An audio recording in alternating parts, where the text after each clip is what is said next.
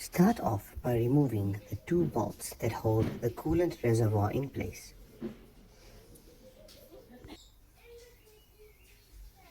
Next, we'll need to remove the cover for the air filter.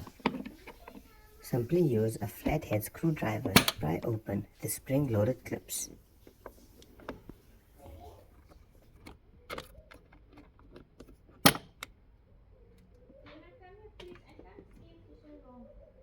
Next, we'll need to remove the washer fluid filler.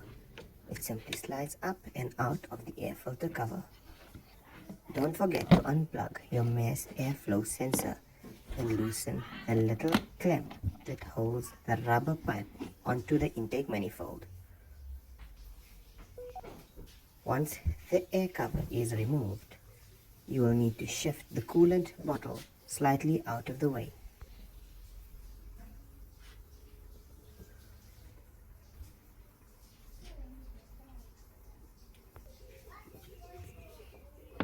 Next, you'll need to remove this little plastic cover that hides your coil packs. Simply pull upwards. You will now need to thread it through the wiring.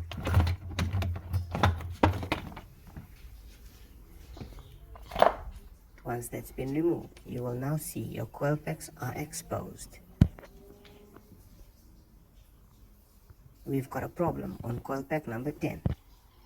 In order to remove the coil pack, simply pull up on the plastic clip on top of the coil pack, as seen here. The lifting action of the clip undoes the electrical connector. Once done, simply pull up on the coil pack to remove it.